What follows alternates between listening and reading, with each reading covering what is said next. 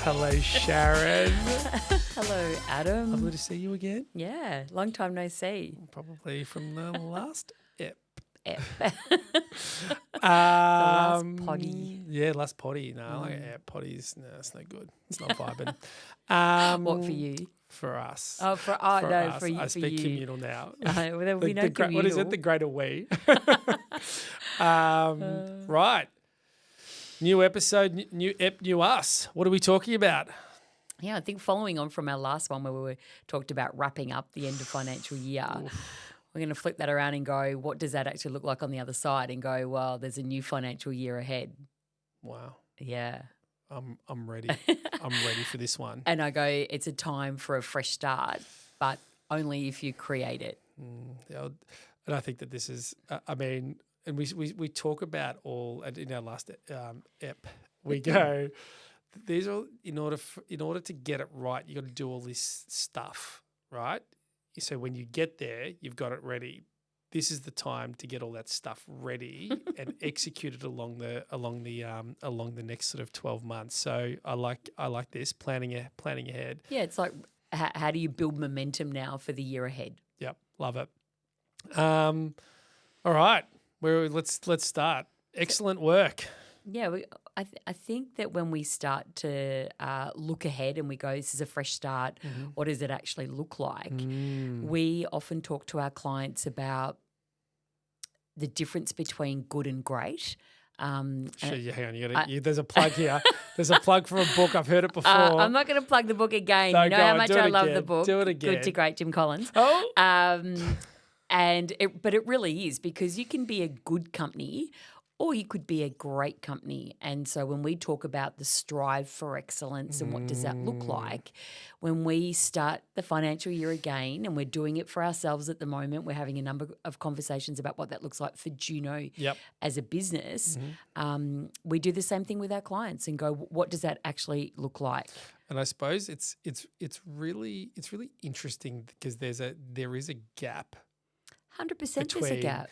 Good and excellent, and defining excellent can be quite challenging because you've got to be somewhat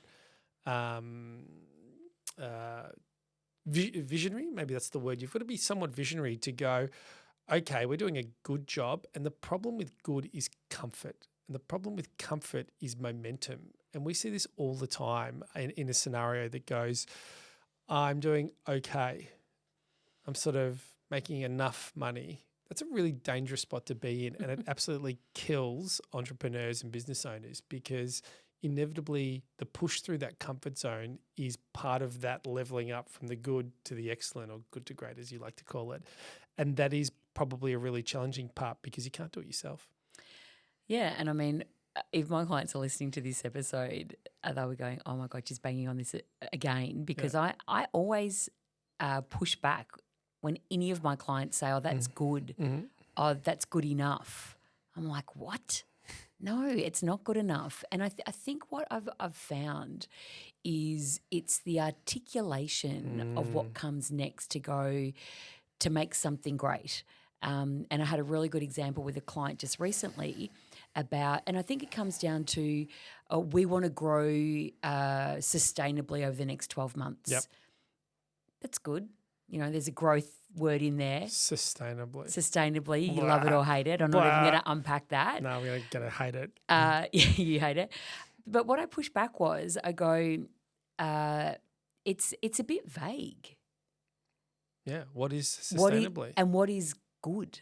So what we then worked on, I said we have to become more tangible about striving for, whether it's great, striving for excellence or whatever. And that actually creates an accountability framework as well. So what is a good statement around I want to grow sustainably? A great statement becomes I want to grow by 20%. I want to grow by 30%. I'm going to grow by 100%. 100%, that would be you. That's us having those conversations. I want margin to increase to XX%. Yep. And I'm going to support leaders in a program that looks like this. Love it. So so when we talk about there is a tangible difference around something that's a little bit vague and okay to a statement that's really, really strong and creates greatness in your business. And I think this whole it's challenging to be, and I always bang on, probably some of my people that know me that bang on about this is the scenario that sort of sits from the difference between a reactive company and a proactive company. A reactive company tends to only be good because they cannot define what they're striving for. Yep.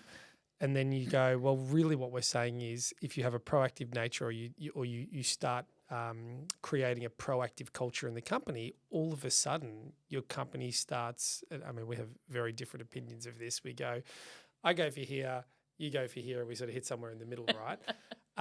But we're always far more than hit the bottom, right? And we might not necessarily be at the very top, but that is very different to going, it's going to be what it's going to be. Yeah. And there is and just by stating a goal and an objective that you can you can have data against that, so it has clarity on that. Just by stating that, you get traction. Yeah, agree. And I think that when we're talking about fresh start of the new financial year, next 12 months ahead, if businesses can get that part right at the start, then it's a great start into the new year. Yeah. And it's interesting because when I reflect on a lot of the conversations that we have, so much of it comes back down to that clarity piece. Yeah. And spending the time to get that right has so many benefits to your business. And we use this point in the year as that means to go fresh start. Let's do it all over again, and let's be better than what we were last year. Mm-hmm. It's also funny, people use this time as a bit of a reset to clean it all out, to go, we're not going to do this anymore and blah, blah, blah, blah, blah, blah. So that they go, okay, let's have the fresh start analogy, which I love, which is this is the line in the sand. Yep. Let's move forward. And I mean, by nature, that is proactive, right? As opposed to moaning and all the things that we did wrong last year. It's like, okay, well, that's happened. Let's turn around and look forward. Yeah. And I think what then it leads on to is going, if your business is growing, what does the structure look like for the business? If your business is growing, what do resources look like and when do they come into play? Because I think what we also find is if we don't spend enough time talking about those elements and what are the bottlenecks likely to be as we grow, then it's a bit chaotic. Yep. So we go, there's a little bit of foresight in speaking about that and discussing those elements to actually set yourself up for success. Yeah, I call that planned growth, right? Which is not just growing the way that the wind is taking us. It's saying this is how I want to grow. This is the clients I want to grow with. This is the staff I want to grow with. This is the service streams I want to grow with. This is the products I want to grow with, and defining that and pushing the business towards that, because inevitably you get a far better outcome. And that's not to say don't be, opportunistic. But it's about saying have a plan and grow and execute on the plan as opposed to willy-nilly. It's going to be what it's going to be. Yeah, and I think along with that is the whole alignment piece. Yep. So once you set that out and you get everybody along for the ride, then not only have you quantified the vision, this is what we're looking to achieve and this is what growth looks like, but also you've spent the time to say, and this is how we're going to operationalize that to make sure that we're doing that with not as much chaos. And let's be honest, I mean, there's always a bit of chaos in businesses that are growing. It never really works out the way you think, or the growth it's not linear. It doesn't happen same. Are you talking about us? I feel like I had this conversation yesterday about Juno. Well, Juno, but I mean, a lot of our clients, if only we could, have the same sort of growth month in, month out and know exactly when we're going to recruit and how that all falls. But by doing a bit of planning, having done that reflection piece, as you wrapped up the end of financial year, that gives you all of the information to do it better the next year. Totally agree. I go, an example, that we worked with a business that the planned super aggressive growth, and then as they sort of started driving that growth, they realised that their systems people and the delivery capacity You couldn't support it, and I give this example sometimes as a tidal wave, and it's such a good analogy because I've seen it in quite a few businesses where businesses get on an absolute and they get huge momentum, right? And they're growing and they're just recruiting and they're growing and they're recruiting and it's all like it's building and there's excitement and corners are cut a little bit for the sake of, and what happens is that this wave sort of comes, right? And it comes behind them and some of the wheels start falling off and they just throw more bodies at it. And as we know, that doesn't work. And inevitably the wave comes over. And the reason why I like the tidal wave analogy is because as a tidal wave, it comes over and then it recedes back in. That is the sucking out of all the bad decisions that are made that then leave you with the business that you probably should have got and looked at, and the systems and processes and the people and the nature, the clarity and the nature that it has to then build again. And it is so devastating for business owners to see what is perceived as all this hard work just get washed away. And sometimes people can't recover from that.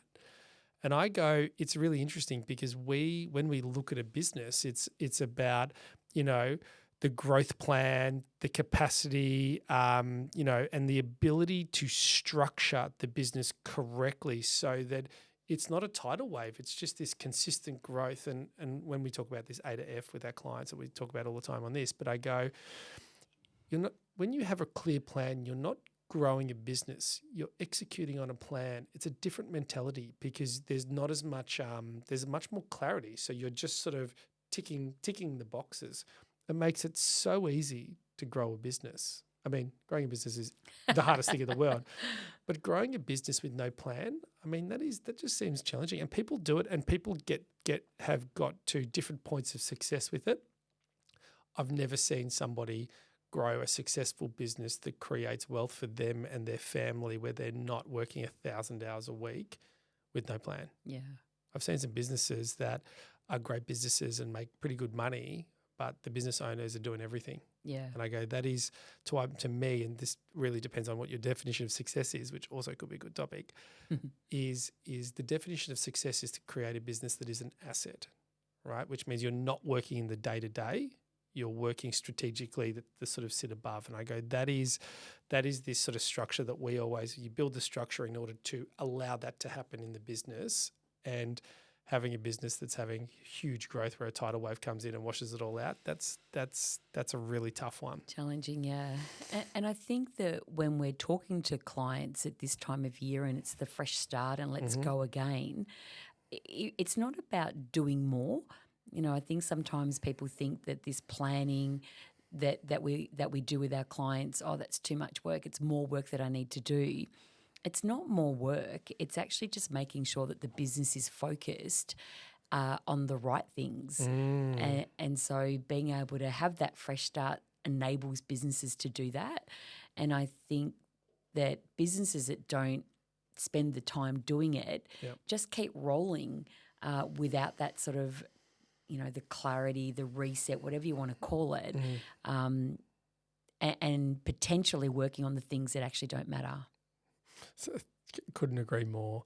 Suppose, when we're talking about this reset and all those kind of things, the next thing is really what actually gets measured, which is and I'll let you take this because you're the measurement queen, but I go, it's really interesting because stuff comes into this with, are we measuring things because it makes us feel good, or are we measuring things because fundamentally they're levers within the business that we need to know?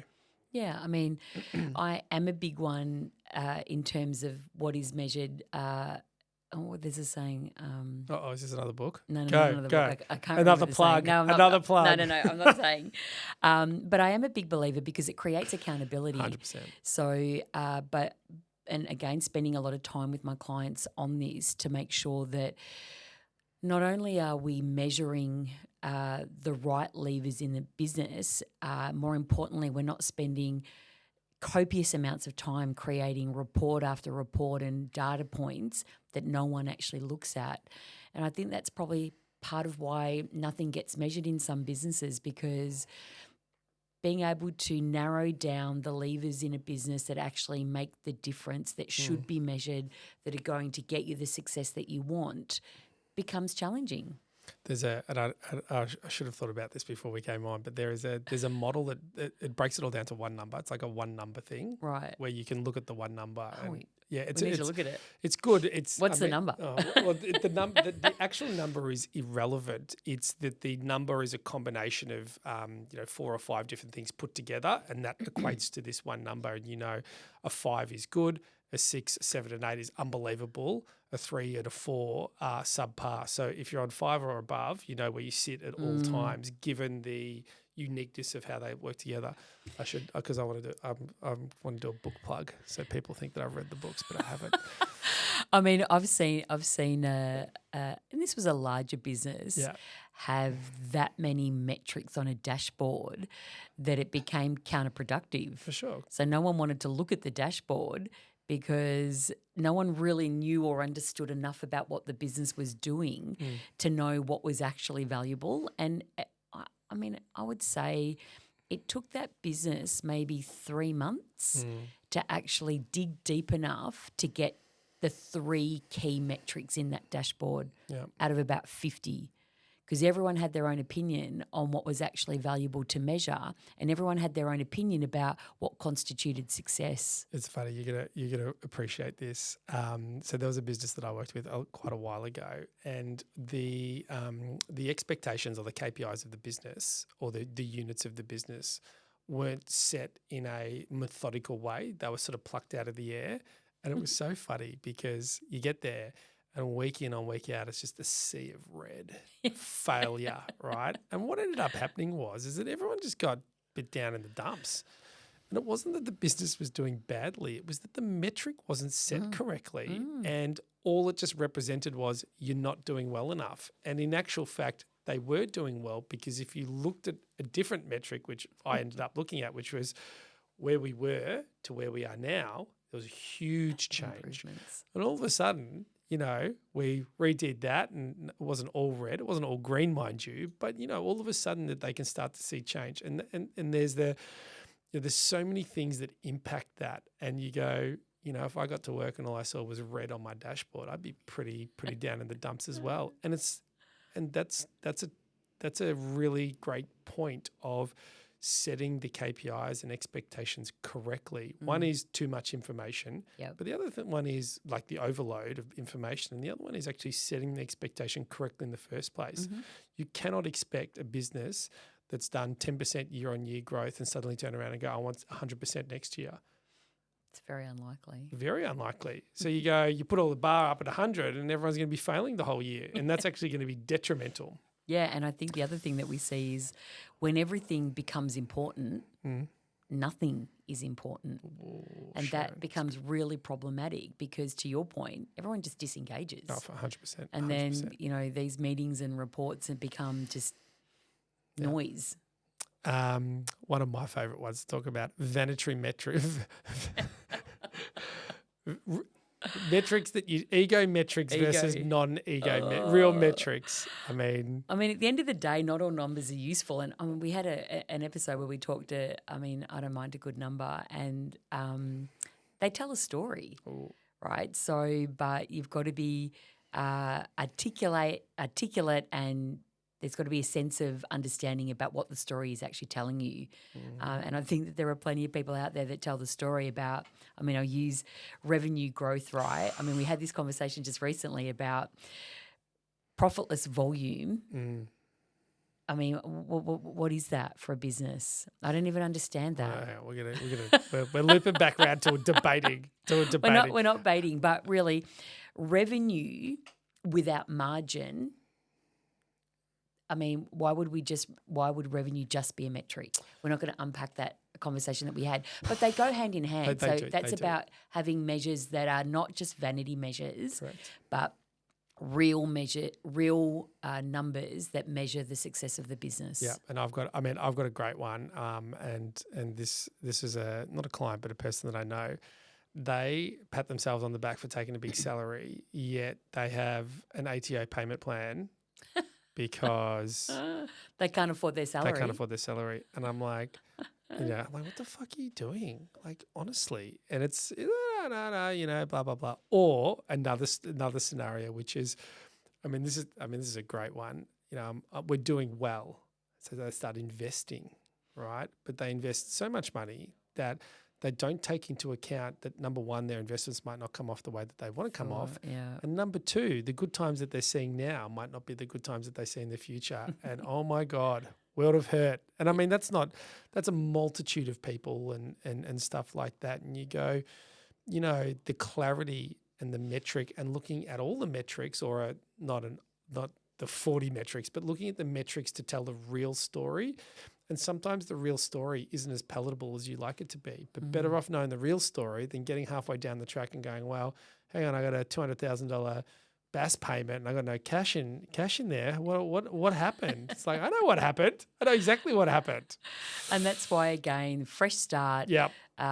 Be great at setting the vision. Correct. But also have some accountability around what you're going to measure and what success looks like in your business. And have multiple touch points along that journey so that you know that you're tracking towards where you're trying to get to. Well, and that probably goes hand in hand with, we talk a lot about the cadence of a business. Well, accountability and rhythms, perhaps. Oh, yeah. Is that next? That's our next one. So, ready? We'll start that again. Accountability and rhythms, Sharron? Yeah, I think those businesses that have implemented, embedded a systematic approach to meetings and rhythms, accountability, whatever you call them, have far more success at actually seeing things through. They're talking about the same things at each meeting. There's clarity about what the meeting is for, what we're holding each other accountable to, and what outcomes that they're looking to achieve. Yeah, totally agree. And then we've got visibility creates better decisions. This is something that we talk about. This isn't just in line with, a new start, a reset, and looking forward. This probably is more. It is involved in that, but it's across everything.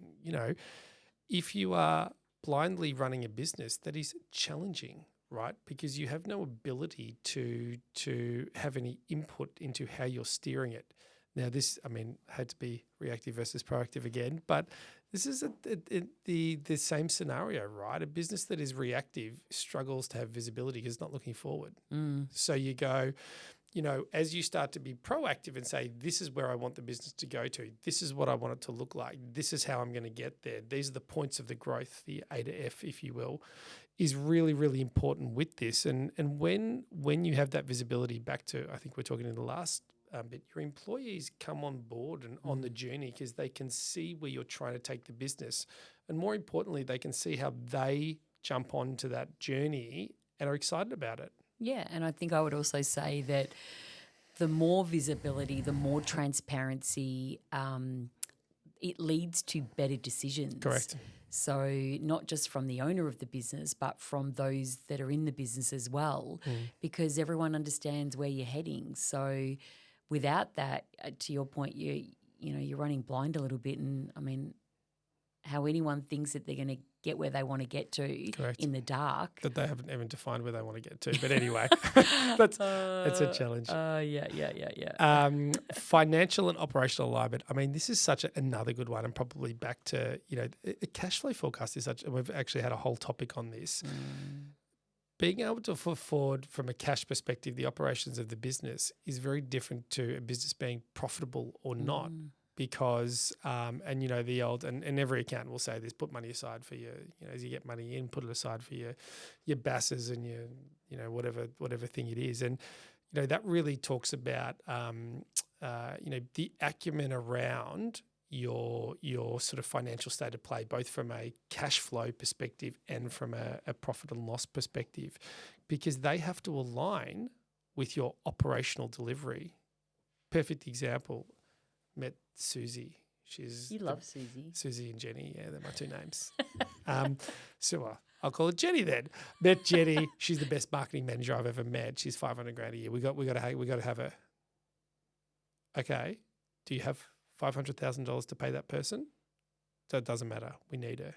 I'm like, that type of conversation is really complicated for me because I go, well, she might be great, but you might not be able to afford that level of person, which means your business can't afford that. It's like, oh well, we'll make it work. Like, how do you make that work? How do you find an additional, let's say you had $200,000? How do you find an additional $300,000 to pay for that person? It's really complicated, and that's when the businesses, they start, the ATO payment plan happens and the pushing out, and it's complicated, right? And business is business, right? There's ups and downs. Inevitably, there's a scenario. But I go, the alignment of operational growth, and which is the support of your ability to support the value into the clients coming in versus your ability to afford that. Yeah, I mean, we had a client, and I loved the exercise that we went through with this client because they wanted to map it all out for 12 months. You'd love that. Yeah, I did. I loved it. I mean, I did the work for you, actually one of your clients. But I do. I love the whole, if the business is going to grow like this, what does that look like internally? Yep. And the impact that has on so many different areas of the business. And I loved being able to say, this is what it looks like at the top line, but also this is what it looks like from a resource capability. This is when I think the business needs to recruit, all things going well on the top line. If we could find some efficiencies within the business, this is what the impact to that would look like. Your office space, this is the impact that it's going to have on that if you get to this point. And being able to pull that all into one plan and give the business owner the confidence that they are going to be able to look at this plan. Obviously, it gets adjusted, but at least to have that in their head financially, operationally, they had a plan about how the year was going to go. I loved it. I loved seeing it all come to life. And it is because you're forecasting a story. Yes, you're telling a story. There you go. See? Oh, the numbers story. Yeah, I did. I loved it. Oh, I'm going to go back to that. I think we should do that for all clients. I think I should do that. Ownership. I mean, whether it be individual or team is marginal, but I go, you cannot have a vision to move forward without creating ownership within that vision. And we see this through all aspects of business, which is where, we should do this. Everyone goes, oh, yeah. Okay. Sounds good. Let's do that. Let's do that. And then next month it's like, oh, did we do it? And then I think that's the commuter we. It's like, well, who is responsible for that? Who is going to own that outcome? And you're pretty good at this. It's the definition of that. And it's funny why people don't. It's not necessarily people putting their hands up and say, I'll take ownership, because that's not the general scenario. But sometimes leaders don't want to put something on someone. And I go, it's just crazy, right? Yeah. It's like, hang on a minute. We're a business here. Whereas we're a bunch of mature people. Sharron, you're responsible for this. And I go, and it always baffles me. It's like, why is that so hard to do? Well, and on the opposite, I was with a client last week, and there were 3 of them, and they're rolling out a new platform. It's all very exciting.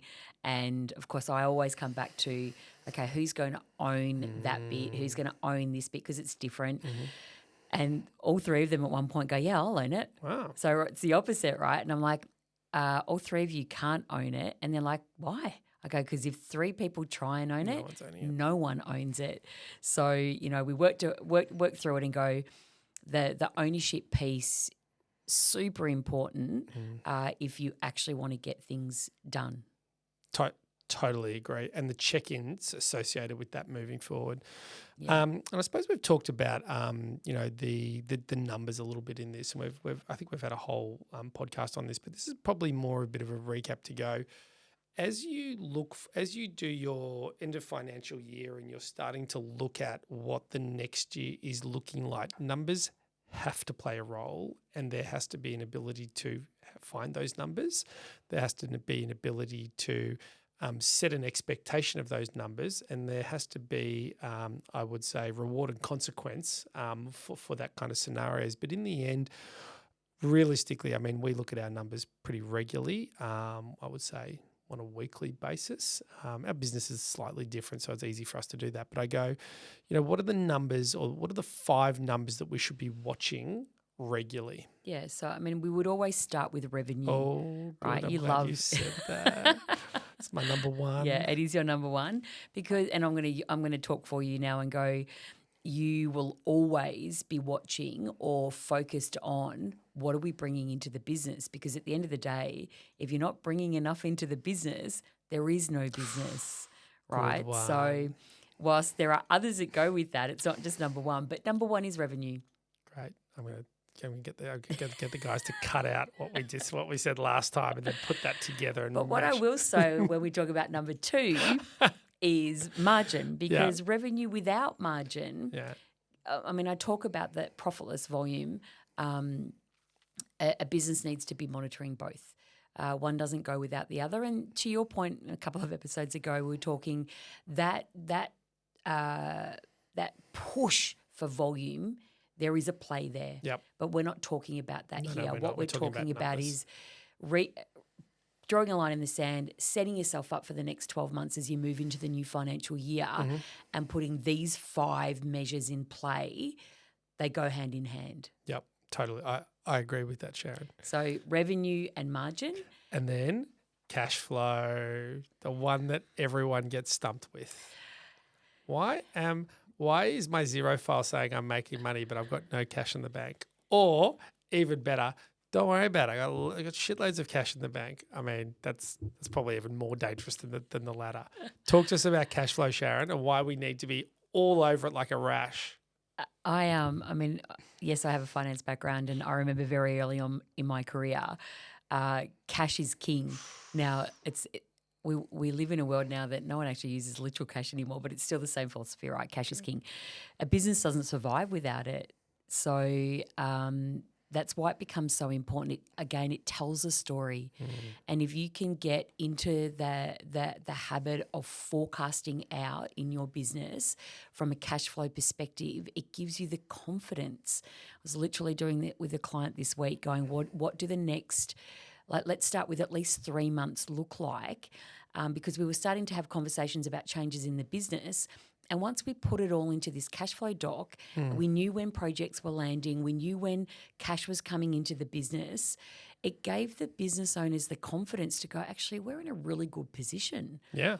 And then they can afford to be making different decisions. So I mean, we've talked about this before. It's an underrated tool. Every business should have one. Totally agree. Pipeline, another one of my favourite topics to talk about. It's behind revenue, I reckon. Oh, yeah, behind revenue. I go and I was actually chatting to a couple of younger sort of business owners that are sort of starting off, maybe have a small business. And I was speaking to them yesterday, and I said, when we look at businesses, we classify them in 3 levels: 0 to 10 mil, 10 to 50, and 50 plus, right? And the 0 to 10 probably can be broken down into some more things. But I go, it is so important to have what I call opportunities that then turn into leads that creates the pipeline of your future sales, right? And they're sitting there like, okay, yeah. And I say, because they're talking about sales, and I go, but sales is an outcome of a whole bunch of things, right? And so you go back and you go, well, how do you create an opportunity?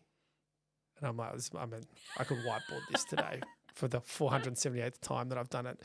And I go, it's creating efforts. And so we go all the way back, and where people go is because that then creates a conversion metric. And the reason why I talk about all this kind of stuff is because in order for you to run a business really well and to get the consistency that you're looking for or get a better consistency, you need to have a pipeline of work that is going to drop.